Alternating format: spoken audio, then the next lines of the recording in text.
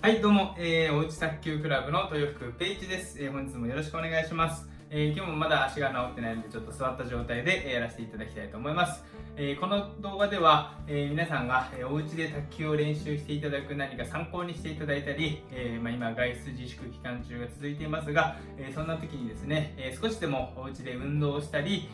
体を動かしたり卓球の練習をしたりするきっかけに、していただければいいなと思って動画を配信し続けています。何か参考になるものがあればよかったら一緒にやってみてください。では、今日も早速やっていきたいんですが、今日はじゃん、タタンのリズムを覚えようということで、タタンなんか聞いたことありますかね。粒高の方とかだとですね、ブロック、したりするときに、よく、このタタンのリズムとかっていうのは聞いたりすると思うんですけど、いわゆるタタンタタンタタン、このタイミングなんですけど、このタイミングを卓球ですごく使うことがあります。例えば、先ほど言ったように粒高の人が相手のドライブをバウンド直後でカットブロックしたりとかですね、あとはロングサーブが深く来た時に、自分がここにいますので、バウンドして頂点とかで打つわけにはいかないんですね。なのでその時はタタンとこのタイミングで取らないといけない。またストップする時もバウンド直後でタタンというリズムで取ります。あとはカウンターですね。カウンタードライブとかをする時もこのタタンのリズムが必要です。さらにレベルが上がっていくと丹羽幸輝選手みたいなカットブロックですね。相手のドライブをカットして横回転入れてブロックしちゃうわけですけど、あのタイミングもタタンのリズムですよね。はい。でこのタタンのリズム、いわゆるバウンド直後なんですけど、それをですねお家で、感覚のトレーニングとしてやっていただくことでいろいろな技術の幅を広げられるんじゃないかなと思って今回ご紹介させていただきます。で、このタタンのリズムなんですけど、以前にもご紹介したようにこの上の方のですね、こちらのことですね、卓球のが強くなっていく上で必要な力が5つあります。体力、技術力、そして精神力、戦術、そして経験値であったり判断力、このあたりを総合的に高くなっていくと安定して強くなるんじゃないかなというのが僕の考えです。その中にあるこの技術力ですね、この技術力を上げていくにはもちろん技術練習が必要なんですけども、技術練習の中で身についていくものがこの感覚ですねがあります。で、逆に感覚を身につけていくことで技術が高まっていくんじゃないかということも、考えられるので、今この自粛期間中に卓球の練習ができませんので、ならば感覚だけでもですね磨いておいて、いざ練習が始まった時に今までできなかった技術が簡単にできるようになるんじゃないかというふうにちょっと思っています。なのでこの感覚、技術力を高める上で必要な感覚、僕の考えでは5つありまして、1つ目が返球方向の感覚、角度、ラケットの角度とか向きですねの状態、そして力加減の感覚、距離の感覚、時間の感覚、反発方向の感覚という5つあります。で今回の、タタンのリズムですが、最も重要なのがこの3番の距離の感覚とラケットの位置ですね。ラケットとボールの位置関係ですね。この距離の感覚と時間の感覚、タイミングであったり何かを判断するときに必要な時間の感覚ですね。この3番と4番は常に同居しているんですが、この2つが最も重要です。もちろん、この2つ以外にもですね、例えばレシーブするためにはこの反発方向の感覚も必要ですし、回転の理解も必要ですし、カウンターするためにはこの返球するためのラケットの角度、向き、そういったのも必要になってきます。なので、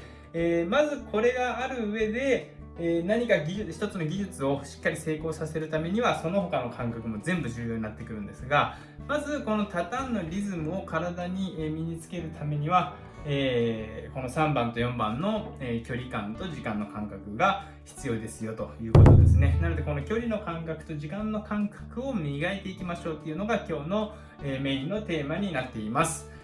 これをですね早速やっていきたいと思うんですが、今日使うアイテムはテーブルがあってもなくてもいいです。ネットがあってもなくてもいいです。もうフローリングの床でも全然構いません。で僕はちょっと座ってやっていますが、実際は立ってやってもらってもいいと思います。はい、この辺りは全て自由で、とにかく壁があって跳ね返ってきて床でバウンドする状態のものがあればいいので、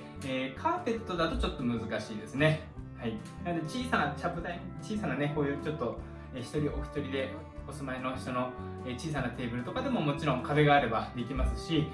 フローリングでもできます。廊下でもできると思うので、そういったところで試してみてください。では、早速やってみたいんですが、まずですね、タタンのリズムをやる上で、以前もちょっと紹介したんですが、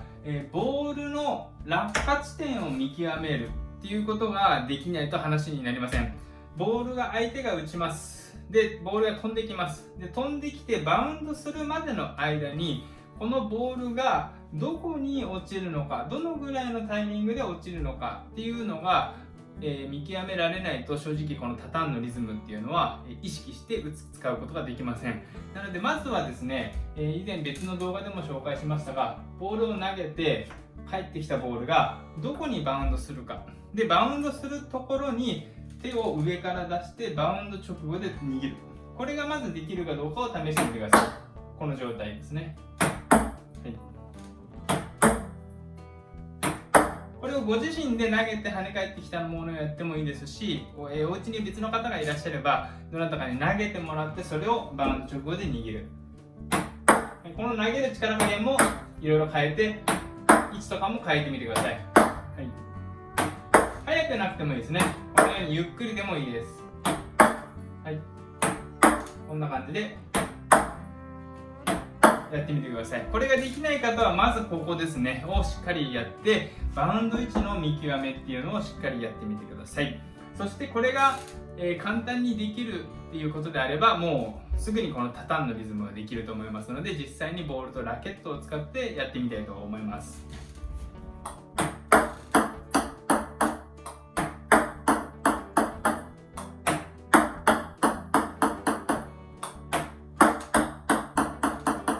今僕はバウンド直後にラケットを合わせて、少し下にラケットを下ろして下回転、バックスピンがかかるようにしています。これは、できる方はこのラケットの角度の感覚がある方、そして、力加減の感覚がある方は、あえて下回転を入れてバックスピンを入れて、ストップするようなイメージでやってみてください。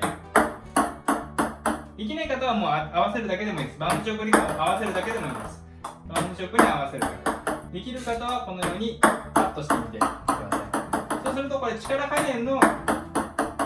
感覚にもなります。で、力加減の感覚ができると、その相手が強く深く打ったボールを短く返したり緩く返したりすることができます。それはどういうことかというと、緩急をつけることができるということですね。強いボールを強く、弱いボールを弱くじゃなくて、強いボールを弱くしたり弱いボールを強くしたりという緩急のコントロールが上手になるので、相手を翻弄させたりとか相手のミスを誘ったりすることができる、と思います。そういうのにつながると思うので、この力加減も一緒に合わせてやってみてください。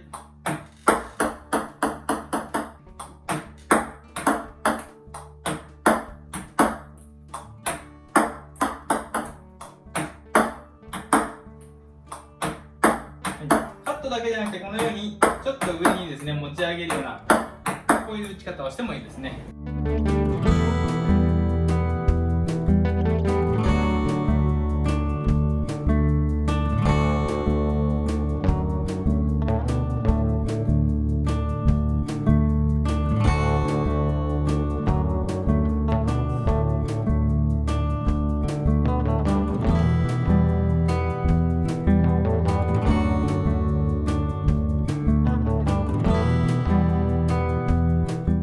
ではちょっとフォアでもやってみましょう。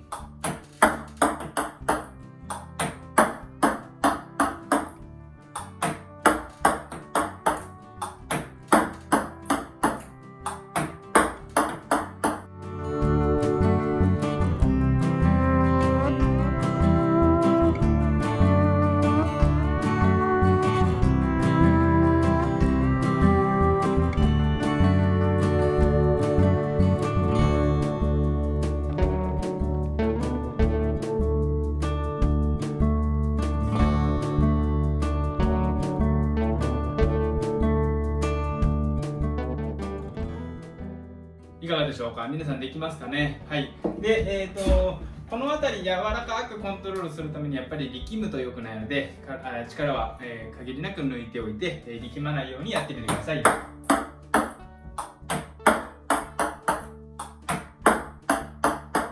はい、これでタタンのリズムっていうのがなんとなく分かってきますね。そして、今度はですね、カウンターとかに使うようなバウンド直後の、タイミングですね。で、特に自分が結構前陣にいて相手のボールが深い時、少し遅れてきたボールをなんとかバウンドしてすぐのタイミングで、打つというような時にも使えたり、あとはチャンスボール、すごく高いロビングとか高いボールが来た時に、特に女性は高いボールを上から叩きつけるのが苦手な方が多いんじゃないでしょうか。そういった方々がよくバウンド直後のタイミングで低いところで打つ、スマッシュとかもあると思うんですが、それも、このタタンのリズムですねが、必要です。で、結構リスクはあるんですけど、それをすることで相手が戻る時間がなくなったり、次構える余裕がなくなったり、相手のタイミングを崩すことができるので、ために変化を加える上でもこのタタンのリズムを使うと、とっても有効的です。それをちょっとフォアハンドで練習してみたいと思います。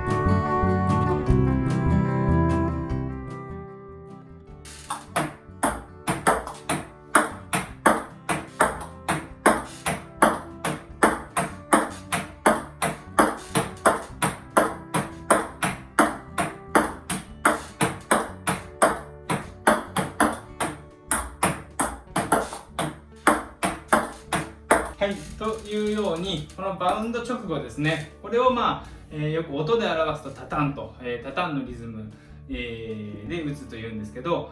僕が、中学校の時ですね、福岡の、貸井卓球センターというところでいろいろと、教わった小野先生、藤野先生にですね、すごくみっちりと基本を教えていただいたんですが、そこでよくこのタタンっていう音でですね、表現していただいたのを覚えています。子供ながらにやっぱ言葉だとですね難しいんですけど、この音で言っていただくとすごく分かりやすかったので、今でもそれが覚えているんですけど、タタンっていうリズムで打つんだよっていうのを教わったのを今でも覚えています。皆さんもですね、そのロングサーブが来たのがなかなか取れないっていうのもですね、意外とこのタタンっていうリズムが、使えることで対応できたりとか、カウンターができないとか、粒高でブロックストップができない、とかですね、そういった方にはこのバウンド直後のタイミング、音で表すとタタンのリズムですね、これを、マスターしていただくと、もしかするとそのあたりの技術が簡単にできるかもしれないですね。よかったら、今日やった練習をですね、ご自宅でやってみてください。では、今日はこの辺で終わりたいと思います。ありがとうございました。